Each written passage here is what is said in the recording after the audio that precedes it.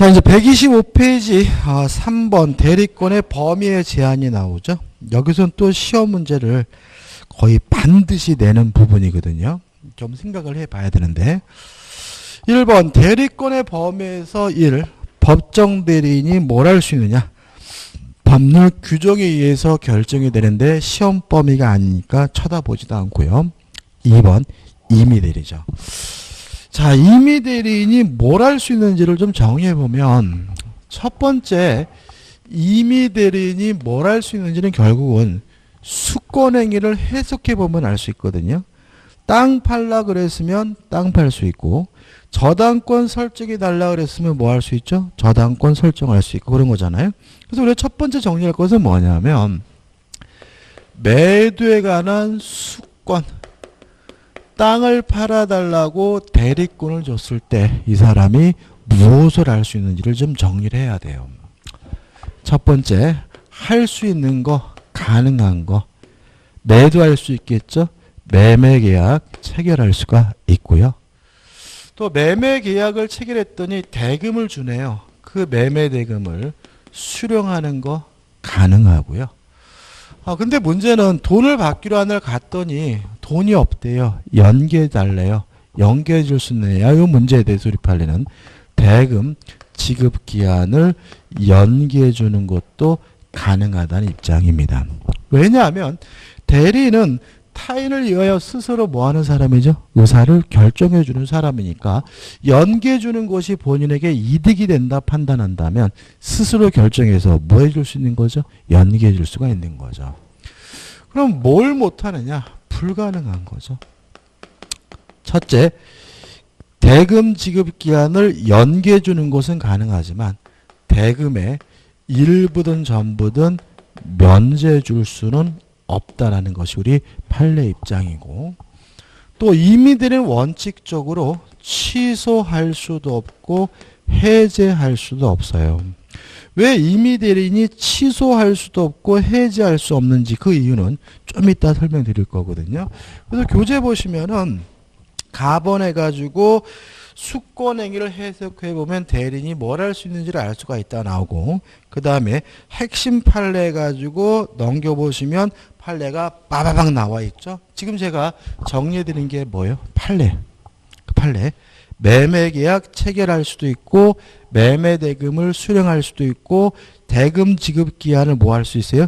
연기해 줄 수는 있지만 일부든 전부든 대금을 뭐 할 수는 없어요? 면제해 줄 수는 없고 취소할 수도 없고 해제할 수 없다는 판례가 빠바박 나오는 거니까 이렇게 간단하게 정리하면 되고요. 그 다음 박스 밑에 이제 나번에서 나오는 건 뭐냐면 대리권의 범위가 명확하지가 않아요. 다시 말하면 대리권이 있긴 한데 그 사람이 뭘 할 수 있는지를 알 수가 없어요. 그때 이 사람이 무엇을 할 수 있고 무엇을 못하느냐 문제는 민법 118조에 따라서 결정이 됩니다. 자, 우리 118조는 뭐라고 했냐면 대리권의 범위가 명확하지 않은 대리는 뭘 할 수 있냐면 보존행위 할 수 있고요. 두 번째, 성질이 변하지 않는 범위 내에서 이용행위도 할 수 있고 계량행위도 할 수 있다라고 민법에 규정을 두고 있어요. 그럼 여기서 이 사람이 뭘 못하는지 불가능한 것을 알 수가 있는데, 첫째, 보존행위와 성질이 전하지 않는 범위 내에서 이용, 계량행위를 할 수 있으니까 뭐는 못하냐면 처분행위는 못해요. 또 성질이 변하지 않는 범위 내에서 이용, 계량행위를 할 수가 있으니까 역으로 말하면 성질이 변하는 이용행위도 계량행위도 할 수 없다는 걸 우리가 알 수가 있어요. 여기서 이제 첫 번째 조심할 것은 뭐냐면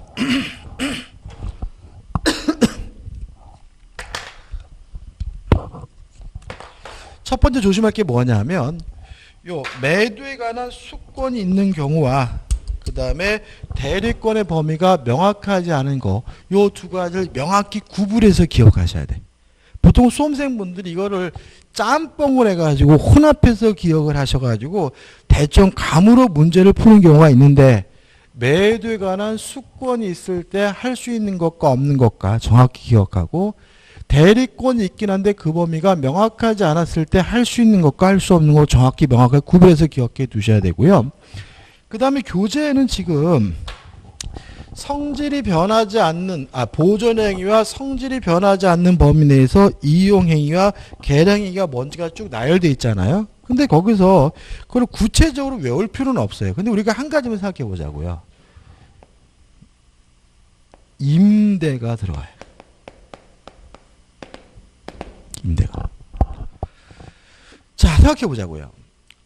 본인이 소유하고 있는 아파트를 임대하는 것은 처분행위가 아니라 이용행위입니다. 근데 아파트를 임대한다 그래서 그 아파트 성질이 다른 곳으로 뭐 하는 것은 아니에요? 변하는 것도 아니에요. 그래서 대리권의 범위가 명확하지 아니한 대리인도 타인의 부동산을 본인의 부동산을 뭐 할 수 있어요? 임대할 수 있다는 거 꼭 기억해 두셔야 돼요. 왠지 안 될 것 같아요. 그래서 이런 질문도 나와요.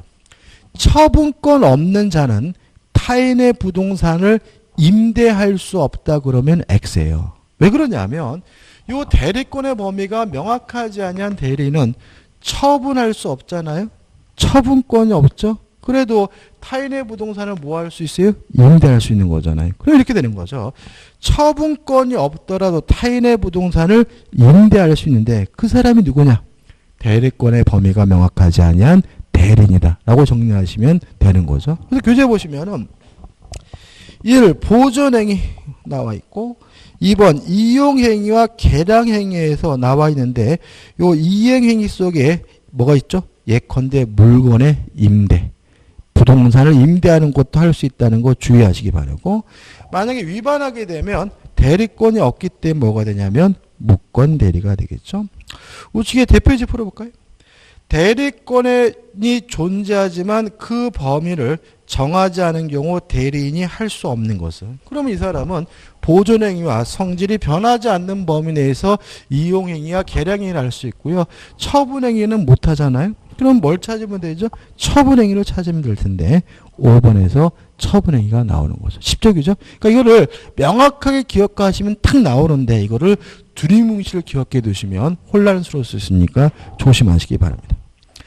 그 다음 2번 대리권에 제한해가지고 자기계약 쌍방대리 금지가 나옵니다. 먼저 정리해드리고 설명을 드릴게요.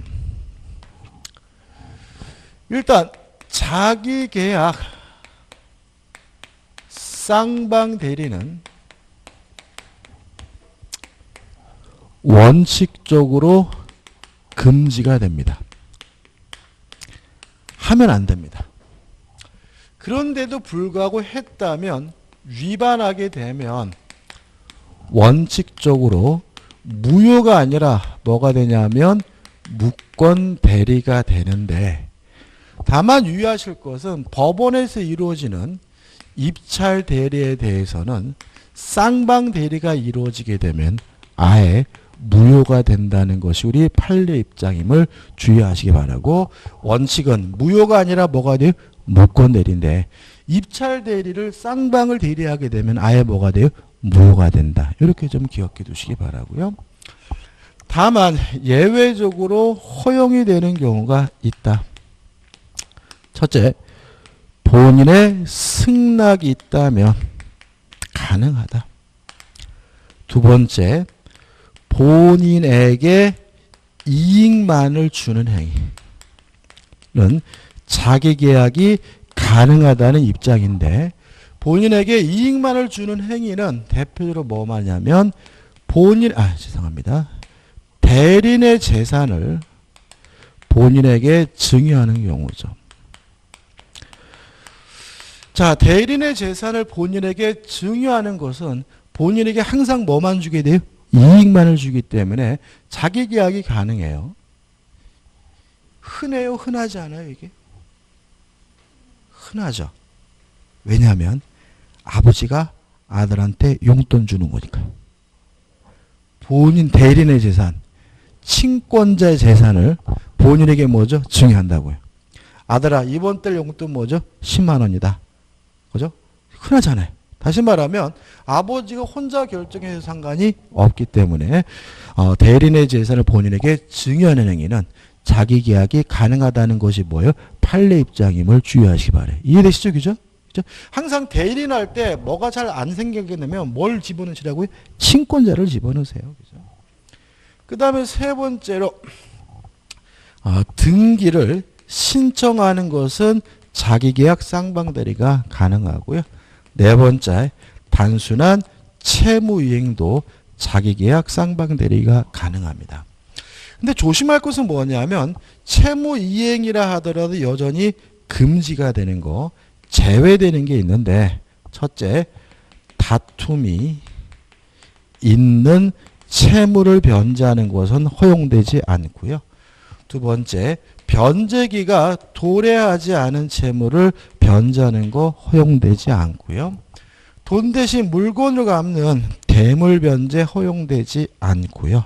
그 다음에 경계도 채무 이행이긴 하지만 원칙적으로 허용되지는 않습니다. 이렇게 정리하시면 돼요. 깔끔하게 정리하셔야 되는데 자, 한번 생각해 보세요. 자, 개념부터 설명드릴게요.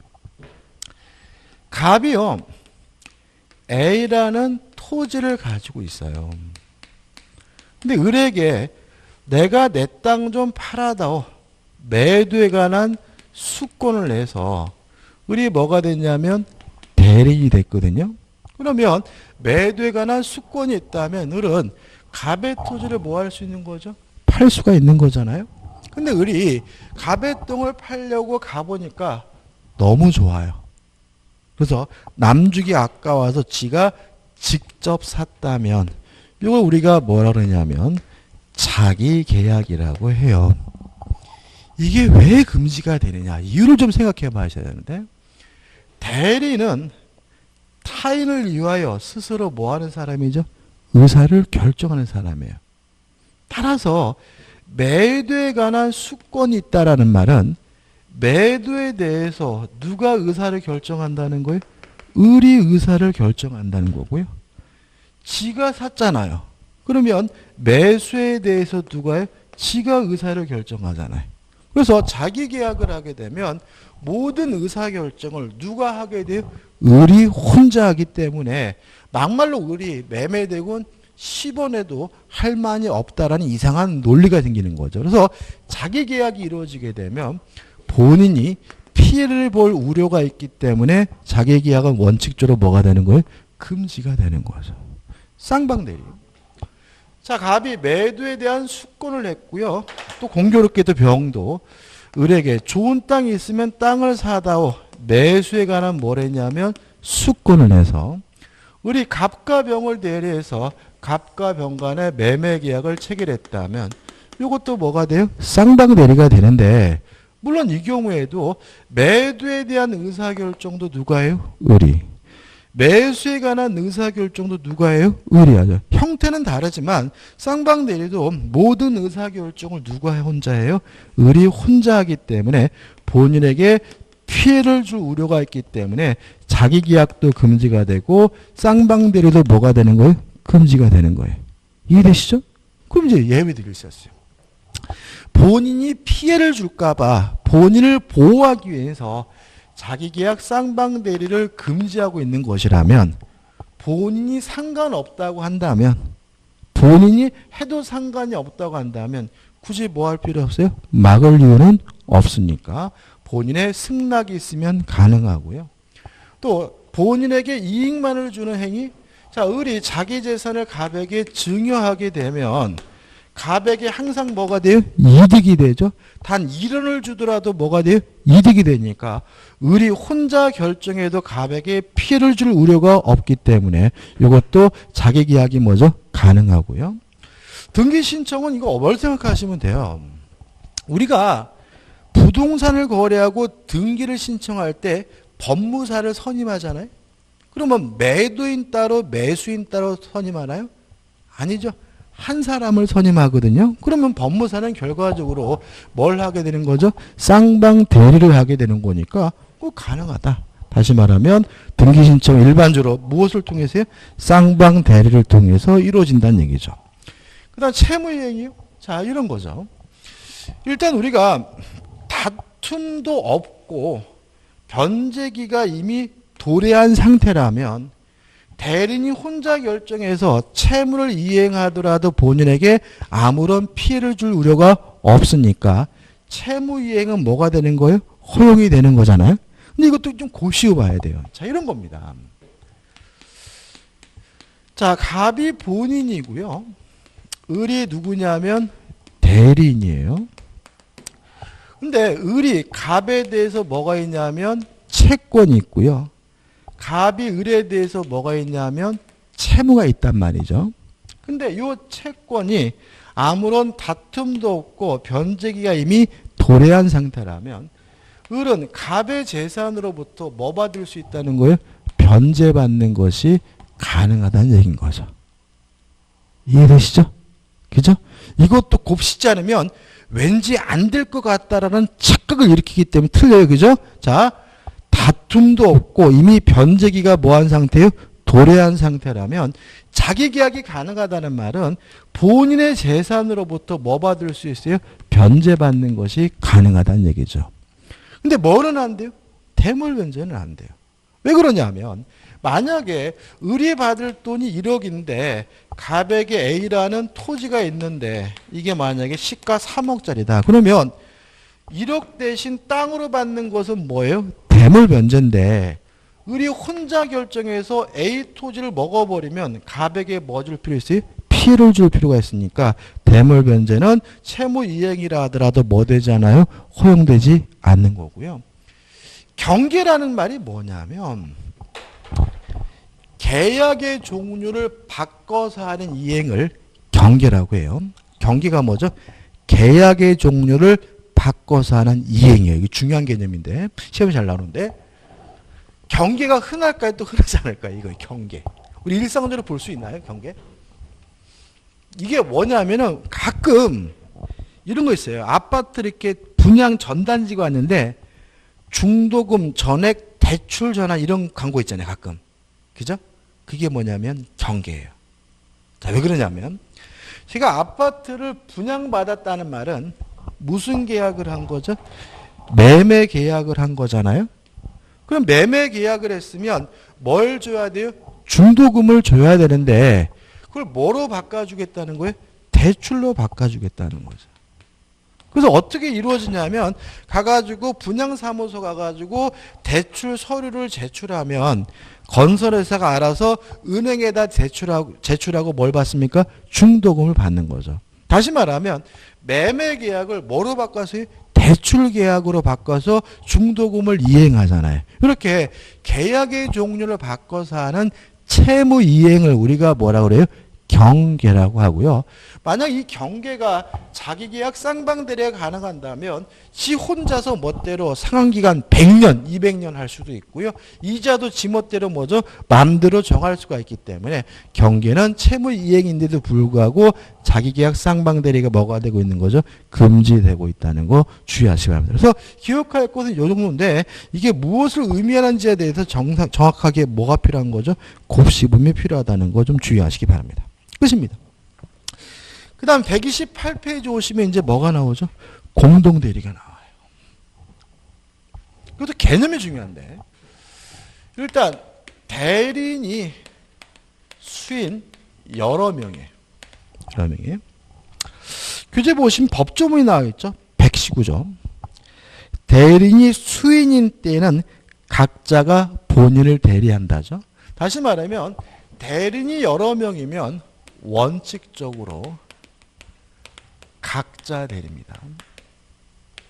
예를 들어서 갑이 을에게 네가 내 대신 제주도 가서 땅 좀 사라라고 대리권을 줬고요.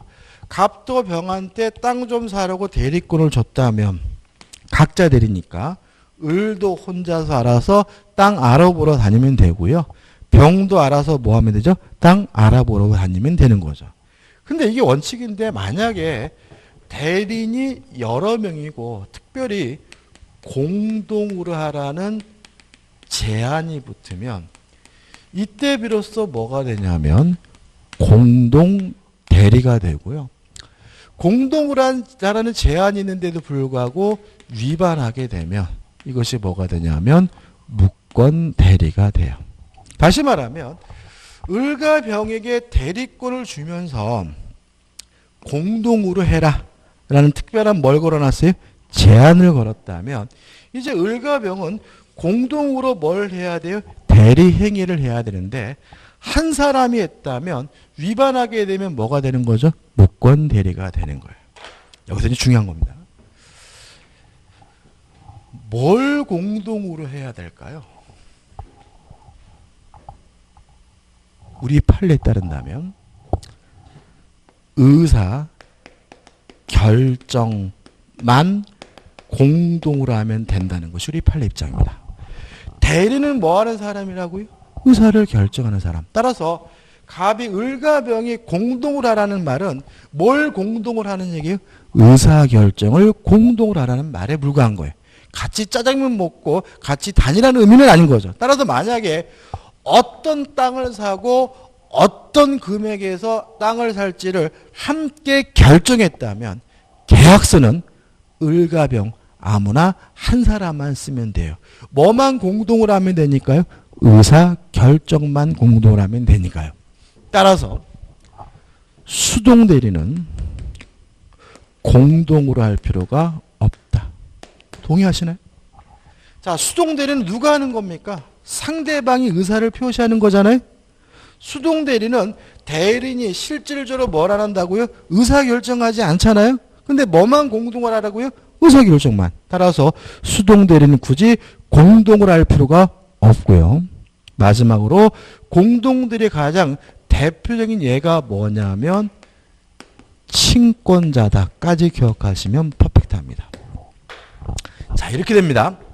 자, 어머니도 친권자고요. 아버지도 뭐인 거예요? 친권자인 거예요. 그러면 미성년자인 자에 대한 의사결정은 어머니, 아버지가 함께 해야 되니까 친권자가 대표적인 뭐인 거예요? 공동대리인 거예요. 근데 뭐만 공동으로 하면 돼요? 의사결정만. 예를 들어서 아이가 7살 먹었는데 올해 학교를 보낼지 내년에 보낼지 고민 중에 그래서 어머니 아버지가 그날 밤 함께 7살인 올해 학교에 보내기로 결정했다면 학교에 데려가는 것은 엄마 혼자대로도 상관이 없는 거예요. 뭐만 공동으로 하면 돼요? 의사결정만 공동으로 하면 되니까요. 끝인 거죠. 교재 한번 좀 읽어보시기 바라고. 자, 129페이지 보시면 이제 뭐가 나오죠? 대표예제가 나와요. 한번 풀어보죠. 1번. 대리권의 범위와 제한에 관한 설명으로 틀린 것은 1번.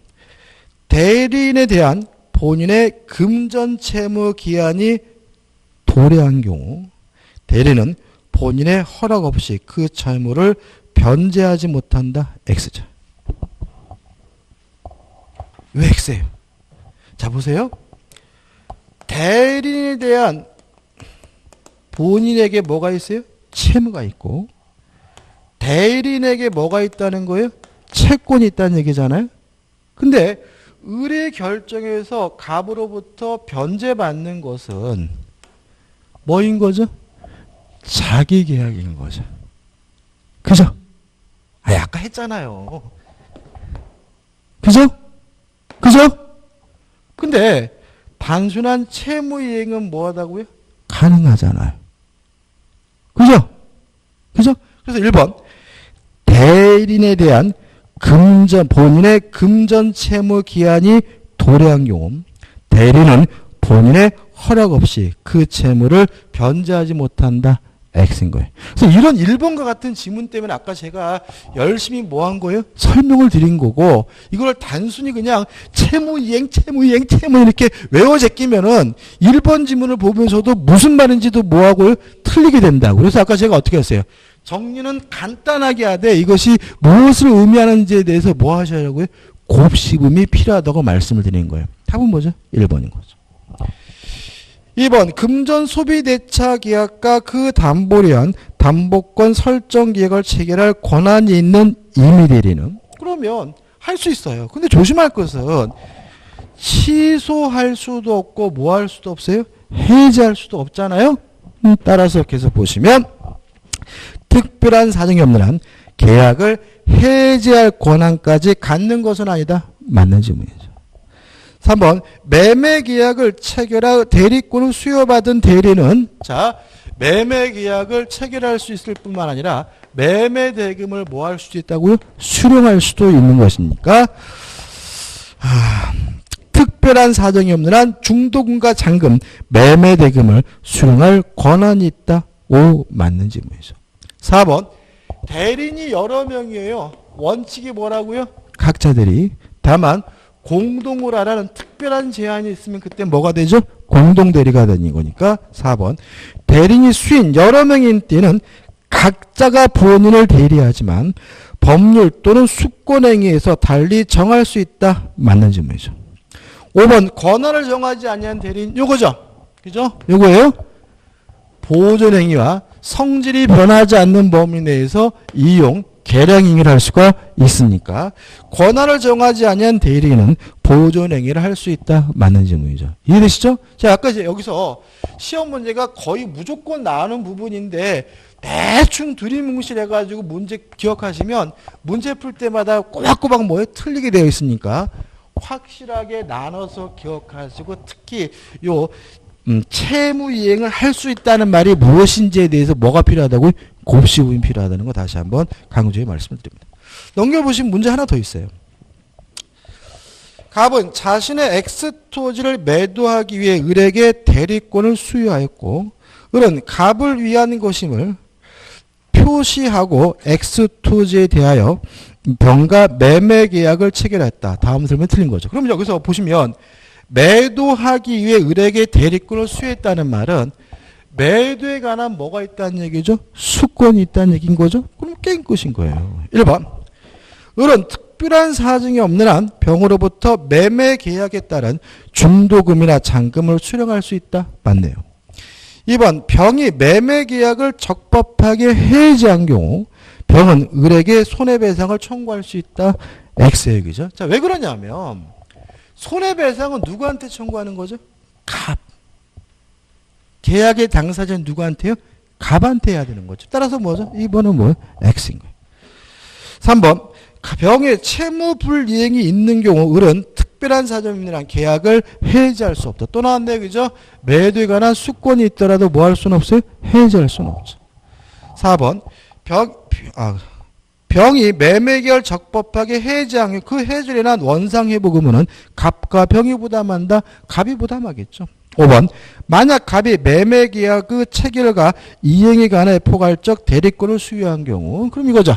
대금을 수령할 수도 있고 대금 지급 기한을 뭐 할 수 있어요? 연기해 줄 수도 있으니까 계속 보시면 이런 특별한 사정이 없는 한 약정된 매매 대금의 지급 기일을 연기해 줄 권한도 가진다. 맞는 질문이죠. 어렵지 않죠, 그죠? 그러니까 이게 처음에는 뭔가 어렵게 느껴지게 되는데 그렇지 않습니다. 충분히 뭐 할 수 있어요? 극복할 수가 있으니까 자신감 잃지 마시기 바랍니다. 그 다음 3번에서 뭐가 나오냐면 대리권의 남용이 나와요. 자, 이것도 개념이 중요합니다. 한번 생각을 해보죠. 갑이 A라는 토지를 가지고 있어요. 그래서 을에게 내 땅 좀 팔아다오 매도에 관한 수권을 해서 을이 뭐가 됐냐면 대리인이 됐어요. 그래서 을이 병과 만나가지고 갑소의 소유 토지에 대해서 2억에 매매 계약을 했어요. 문제 없죠? 그죠?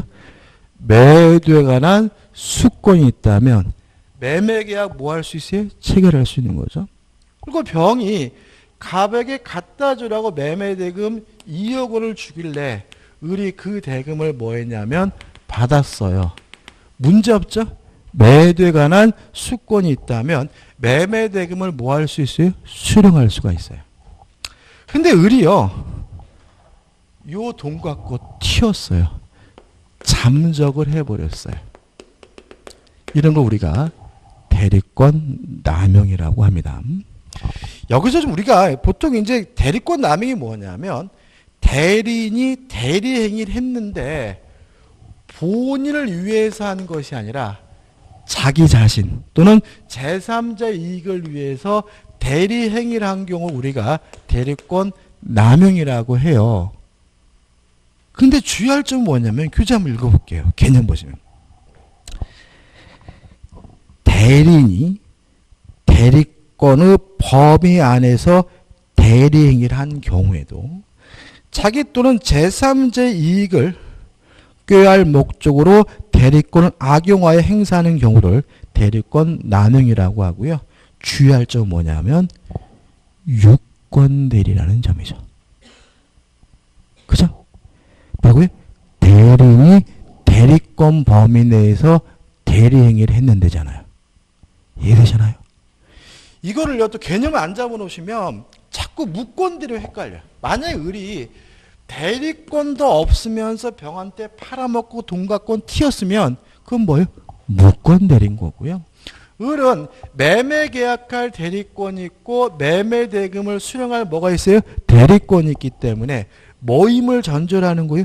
유권대리임을 전제한다는 거예요. 자, 대리권 남용은 무권대리가 아니라 뭐임을 잊지 마셔야 돼요? 유권대리임을 잊지 마셔야 돼요. 그럼 생각해 보자. 자, 대리권 남용은 유권대리예요. 유권대리니까 원칙적으로 뭐 한 거예요? 유효한 거예요. 따라서 을이 돈 갖고 튀었다 하더라도 병이 뭐 할 바는 아니에요? 신경 쓸 바는 아니고 갑은 병에게 뭘 해줘야 돼요? 이전 등기를 해줘야 되는 것이 뭐인 거예요? 원칙인 거예요. 동의하시죠? 그럼 어떤 일이 발생하냐면 요 본인은 엄청난 손해를 보고요. 병은 뭐가 돼요? 보호가 되거든요. 그래서 우리 판례는 요 병을 보호할 필요가 없을 때까지 갑에게 이러한 손해를 끼치는 것은 문제가 있는 거다라고 해가지고 예외를 인정하는데, 상대방을 보호할 필요가 없을 때, 상대방이 을이 대리권을 남용한다는 사실을 알았거나 또는 알 수가 있었을 경우에는 무효가 되기 때문에 갑은 병에게 이전 등기해 줄 필요가 없다라고 판시하고 있어요. 적어놓고 보니까 우리 저번주에 했던 뭐하고 똑같습니까? 지인이 아닌 의사표시하고 똑같죠. 그래서 우리 판례는 지인이 아닌 의사표시가 난 민법 규정을 뭐하고 있냐면 유추 적용하고 있는 거예요. 판례도 설명드린 겁니다. 그래서 자, 대리권 남용은 원칙적으로 뭡니까? 유권대리입니다. 따라서 원칙적으로 유효하기 때문에 본인은 계약 내용에 대해서 뭘 져야 됩니까? 책임을 져야 되는데, 다만 상대방이 알았거나 알 수가 있었다면 뭐가 돼요? 무효가 된다고 해서 지인이 아닌 의사표시가 난 민법 규정 107조 1항을 유추 적용한다는 것이 우리 판례 입장임을 주의하시기 바라고요. 한 가지 추가한다면 올해 또 최근에 또 판례가 나왔는데, 다만 알았거나 알 수 있었다는 이유로 무효가 되더라도 선의 제3자, 모르는 제3자에게 대항할 수 없다는 것까지 좀 기억해 두시기 바랍니다. 끝입니다. 자, 그 다음 이제 뭐가 나오냐면 대리권의 소멸이 나와요. 자, 공통된 소멸 원인에서 1. 본인이 사망하면 대리권이 뭐합니까? 소멸합니다. 2. 대리인의 사망, 대리인의 성년 후견 개시, 대리인의 파산은 대리권 소멸 사유입니다. 여기서 좀 생각해 볼 것은 뭐냐면, 시험 아주 잘 나오는데, 자, 본인의 사망은 대리권 소멸 사유예요. 따라서 본인의 성년 후견 개시, 그럼 뭐예요? X인 거예요. 그죠? 본인 하나밖에 없잖아요. 그죠? 그 다음에 대리인의 성년 후견 개시가 대리권 소멸 사유예요. 대리인의 한정 후견 개시, 그럼 뭐가 돼요? X가 되는 거예요. 이해되시나요? 지금 보세요. 본인에 대해서 뭐밖에 없습니까? 사망 한 가지밖에 없으니까 본인의 성년 후견 개시, 그러면 뭐가 된다고요? X가 되는 거고, 그 다음에 대리인의 성년 후견 개시가 대리권 뭐가 돼요? 소멸사유라는 말은 대리인의 한정 후견 개시, 그럼 뭐가 돼요? X가 된다는 얘기가 되는 거죠. 그죠? 그죠? 아, 이 개념이 우리가 첫날 했잖아요. 이거 했잖아. 그죠? 자, 그래서 또 생각해 볼게요. 자, 성년 후견 개시가 되면 뭐라 그래요? 우리가 피성년 후견이라고 하고, 그죠? 한정 후견 개시가 되면 이걸 우리가 뭐라 그래요? 피한정 후견인이라고 하잖아요. 근데 제가 아까 민법 117조에서 대리는 행위 능력자일 필요가 없다라고 했죠. 그러면 결국은 미성년자도 피성년 후견인도 피한정 후견인도 뭐가 될 수 있습니까? 대리인이 될 수 있다는 의미잖아요. 근데 우리 민법에서 127조에서 대리인이 피성년 후견인이 되면 대리권이 뭐가 돼요? 소멸된다라고 규정되어 있기 때문에 127조와 117조가 뭐가 되는 거예요? 충돌이 되고 있는 거예요. 다시 한번요. 117조에 따르면 대리인이 피성년 후견이더라도 뭐가 될 수 있어요? 대리인이 될 수가 있고 127조에 따르면 대리인이 피성년 후견인이 되면 대리권이 뭐가 돼요? 소멸되기 때문에 두 규정이 뭐 되고 있어요? 충돌되고 있어요. 이걸 어떻게 볼 것이냐에 대해서 우리 판례는 이렇게 얘기를 합니다. 대리인이 될 당시에 피성년 후견인이더라도 대리인이 될 수가 있습니다. 다만 대리인이 될 당시에는 피성년 후견인이 아니었는데 대리인이 된 후에 피성년 후견인이 되면 있던 대리권은 뭐가 돼요? 소멸된다는 것이 우리 판례 입장이에요. 따라서 피성년 후견인도 대리인이 될 수 있다. 맞는 지문이고 대리인이 피성년 후견인이 되면 대리권이 소멸된다는 지문도 틀린 지문이 아니라 뭐예요? 맞는 지문임을 조심하셔야 되고요. 그 다음에 넘겨보시면 임의 대리에 뭐가 나오냐면 특이한 소멸원이 나와요. 법조문 좀 읽어볼게요. 128조입니다. 법률 행위에 의하여 수혜된 대리권인데 이 법률 행위가 결국 뭐겠어요? 수권 행위겠죠? 그러면 수권 행위에 의하여 수혜된 대리권이라는 말은 임의 대리인을 말하는데 전조의 경우에 그 원인된 법률관계의 종료에 의하여 소멸하죠. 여기서 종료라고 되어 있죠. 그죠? 원인된 법률관계가 소멸이 아니라 뭐라고요? 종료라고 되어 있어요. 종료라는 말은 뭐예요? 끝나면이라는 얘기죠. 그러면 원인된 법률관계 종료를 쉬운 말로 하면 임무 완수입니다. 임의 대리는 시킨 일하면 임무를 완수하면 대리권이 소멸돼요. 법정 대리인과 달리 땅 사라 그랬는데 땅 사면 임의 대리권은 뭐가 되는 거예요? 소멸이 되는 거고요. 저당권 설정하라고 대리권을 줬는데 저당권을 설정하면 임의 대리권은 뭐가 되는 거예요? 소멸이 되는 거예요. 이해되시죠? 너무나 당연한 거죠? 따라서 임의 대리는 취소할 수도 없고 해지할 수도 없는 거예요. 여기서 이거 나오는 겁니다. 자, 한번 생각해 보세요. 제가요, 땅 팔라고 대리권이 있거든요. 땅 팔았어요.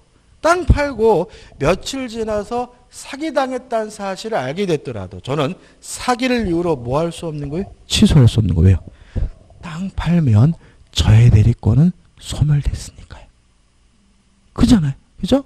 제가 땅 팔았거든요. 팔고 한 보름이 있는데 매수인이 매매 대금을 안 준대요. 채무 불이행하고 있대요. 그래서 저는 그 매매 계약을 뭐 할 수 없는 거예요?